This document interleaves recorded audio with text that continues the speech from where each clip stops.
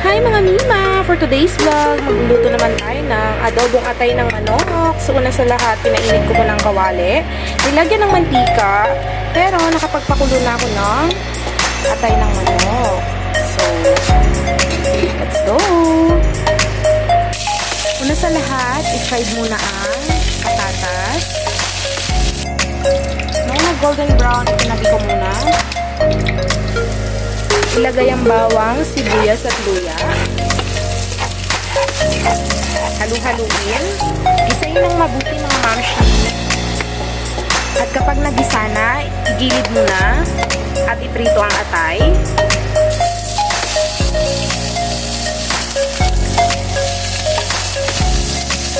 Ito nga pala yung napakuluan ng mga mamshi, kaya magpinggisa na lang siya.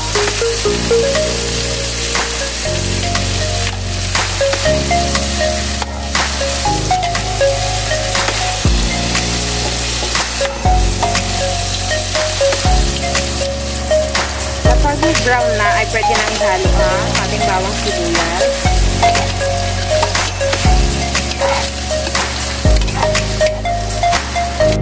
Haluin natin ang mga mamshi.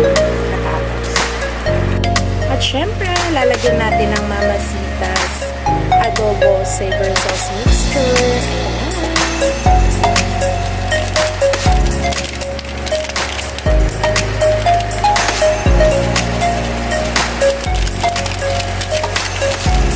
Ito yung magpapasarap ng ating adobong atay ng manok. Excited na ako.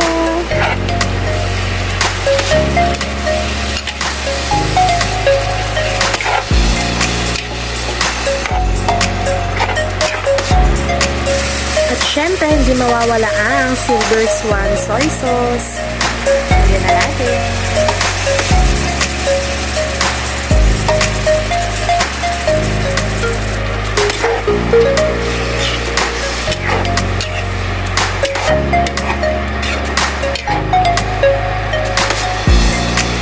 At ito naman yung pinagkuluan kanina ng atay ng manok. Ilalagay na natin.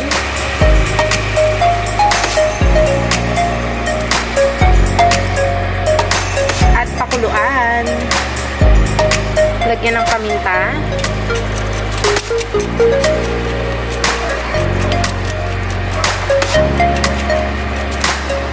At syempre, hindi siya magiging adobo kung walang dahon ng laurel. So, lagyan na natin.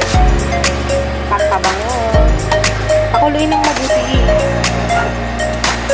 At syempre, ilagay na natin yung grito nating patatas. Kuluin hanggang sa mabawasan ng sabaw. At syempre, lagyan din pala natin siya ng Silver Swan sukang puti. Konti lang. Huwag mo nang hahaluin pagkalagay ng suka.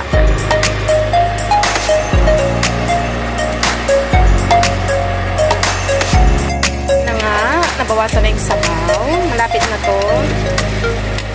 2 minutes pa and then turn off the heat.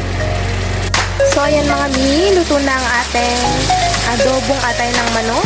Mapapa-extra rice ka sa sarap. Thank you for watching!